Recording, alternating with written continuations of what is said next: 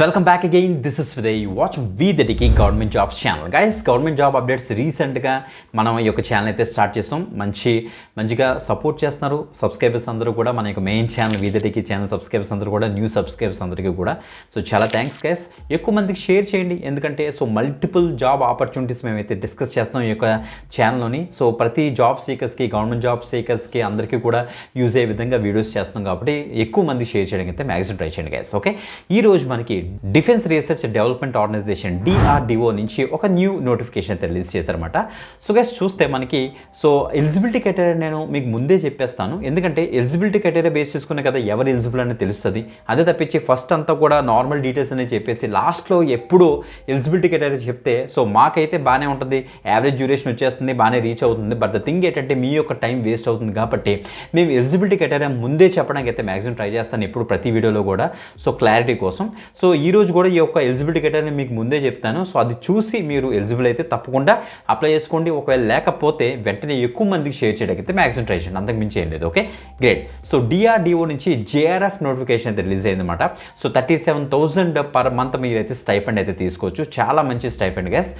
Details చూసేద్దాం. నా యొక్క స్క్రీన్ మీద వస్తుంది. బిఫోర్ దట్ కంపల్సరీ లైక్ చేయండి, షేర్ చేయండి. Okay, let's start guys. మీరు ఇక్కడ చెక్ చేసుకోవచ్చు, ఇది అఫీషియల్ పేజ్. మీరు ఇక్కడ చూస్తే defence research and development organisation, ఇక్కడే మనకి నోటిఫికేషన్ మనకి ఇక్కడ ఇచ్చారు చూడండి ఒకసారి. Third notification, advertisement for the award of junior research fellowship 2025 at CVRDE అనేసి ఇచ్చారన్నమాట.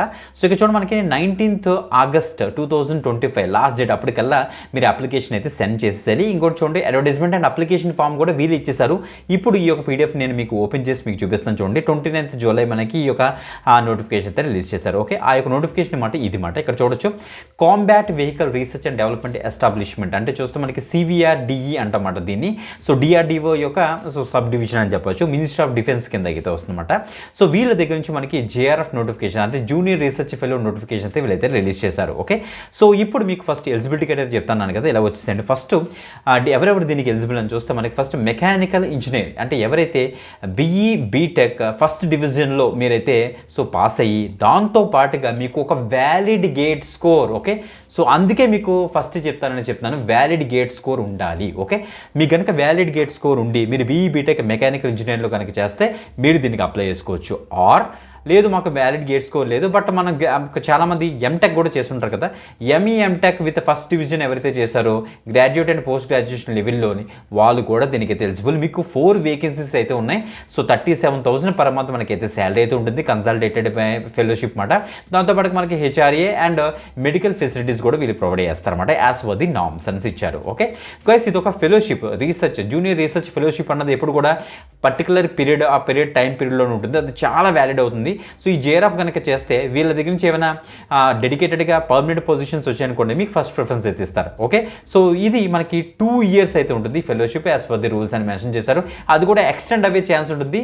బేస్డ్ ఆన్ ది రిక్వైర్మెంట్ అని కూడా మెన్షన్ చేశారు, చెక్ చేసుకోండి. ఓకే, అది మెకానికల్ ఇంజనీరింగ్, దాంతోపాటుగా మనకి ఎలక్ట్రికల్ అండ్ ఎలక్ట్రానిక్స్ ఇంజనీరింగ్ కూడా ఉంది, అంటే ట్రిపుల్ వాళ్ళకి. వాళ్ళకి ఏమో 2 పొజిషన్స్ అయితే ఉన్నాయి. అది ఎలక్ట్రానిక్స్ అండ్ కమ్యూనికేషన్ ఇంజనీరింగ్ అంటే ECE వాళ్ళకి కూడా ఉంది, ఒక పొజిషన్ అయితే ఉంది, చెక్ చేసుకోండి. కంప్యూటర్ సైన్స్ ఇంజనీరింగ్ వాళ్ళకి కూడా 2 పొజిషన్స్ అయితే ఉన్నాయని క్లియర్గా మెన్షన్ చేశారు. ఓకే, ఇవి మాట ఎలిజిబిలిటీ క్రైటీరియా. ఇప్పుడు అర్థమైంది కదా. ఎలిజిబిలిటీ క్రైటీరియా నేను ముందుకు ఎందుకు చెప్పాను, ఎందుకంటే మీకు తప్పకుండా వ్యాలిడ్ గేట్ స్కోర్ ఉండాలి, లేకపోతే ME MTech మీరు అయితే చేసి ఉండాలన్నమాట. ఓకే, BE BTech వాళ్ళకి అయితే గేట్ స్కోర్ అయితే ఉండాలి. వీళ్ళందరూ కూడా తప్పకుండా అయితే అప్లై చేసుకోండి ఒకవేళ ఉన్న వాళ్ళు, లేకపోతే ఈ యొక్క వీడియోని ఎక్కువ మందికి షేర్ చేసేయండి. ఇప్పుడు యాక్చువల్ డీటెయిల్స్ మీకు అయితే చెప్తున్నాను చూడండి ఒకసారి. ఏజ్ లిమిట్ విషయానికి వస్తే ఇక్కడ క్లియర్గా మెన్షన్ చేశారు. అన్రిజర్వ్డ్ కేటగిరీకి వచ్చేటికి నాట్ ఎక్సీడింగ్ 28 years అట. OBC నాన్ క్రిమినల్ ఏరియాకి వచ్చేటికి మనకైతే నాట్ ఎక్సీడింగ్ 31 years అని మెన్షన్ చేశారు. SC STకి వచ్చేటికి నాట్ ఎక్సీడింగ్ 33 years అనేసి క్లియర్గా మనకి మెన్షన్ చేశారు, as on date of application అని కూడా మెన్షన్ చేశారు. ఓకే, ఇండియన్ నేషనల్సే దీనికైతే అప్లై చేయడానికి అయితే అవుతుంది. హౌ టు అప్లై విషయానికి వస్తే మనకు ఒక అప్లికేషన్ ఫార్మాట్ ఇంకా సెకండ్ పేజ్లో మనకైతే ఇచ్చేయండి. Application for junior research fellow అనేసి ఇచ్చారు కదా. Subject, discipline, full name, father name, mental status, education details, address details అని కూడా ఇచ్చేస్తారు.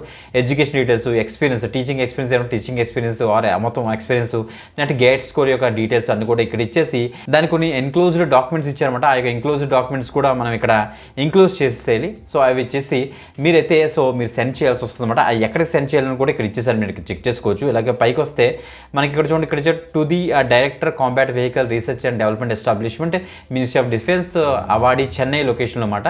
సో అప్లికేషన్ అక్కడ ఇచ్చేసి ఒక ఎన్వలప్మెంట్ ఇచ్చేసి మీరైతే వాళ్ళకైతే సెండ్ చేయాల్సి వస్తుంది అనమాట. సో దాంతోపాటుగా ఇన్క్లూజ్డ్ డాక్యుమెంట్స్ కూడా మీరైతే పెట్టాల్సి వస్తుంది. ఇక్కడ మనకి క్లియర్గా చూడండి. So self attested certificates, testimonials, date of birth, gate score certificate, caste certificates, education details అన్నీ కూడా మీరైతే నీట్గా సెల్ఫ్ అటెస్ట్ చేసిన అంటే మీ యొక్క సైన్ తోటి నీట్గా సైన్ చేసేసి మీరైతే సెండ్ చేయాల్సి వస్తుంది అనమాట. ఓకే, ఎప్పుడు వరకు అనుకున్నారు? 21 days ఆఫ్ అప్లికేషన్. ఇవి ఆల్రెడీ ఇచ్చారు కదా 19th మనకి ఆగస్ట్ నుంచి, అప్పటికల్లా మీరైతే పంపించేసేసేయండి. ఓకే, వన్స్ పంపించిన తర్వాత మిమ్మల్ని షార్ట్ లిస్ట్ చేస్తారు. షార్ట్ లిస్ట్ చేసిన తర్వాత ఫస్ట్ మీకు అయితే ఒక రిటన్ టెస్ట్ అయితే పెడతారు. సో ఆఫ్టర్ దట్ మనకు ఒక ఇంటర్వ్యూ. సో మనకి చెన్నైలోనే మనకైతే ఇంటర్వ్యూ ఉంటుంది.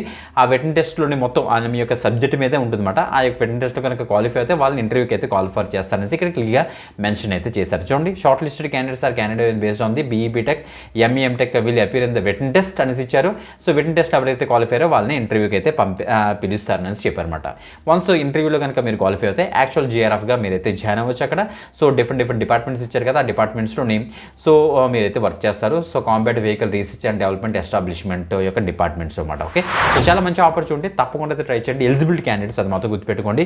వీడియో డిస్క్రిప్షన్ లింక్ ఉంటుంది, అక్కడ నుంచి అయితే డీటెయిల్స్ అయితే యాక్సెస్ చేసుకోండి. ఇంకొక ఎక్స్టెంట్ వీడియోతో మళ్ళీ కలుద్దాం. అంతవరకు సెలవు, బాయ్.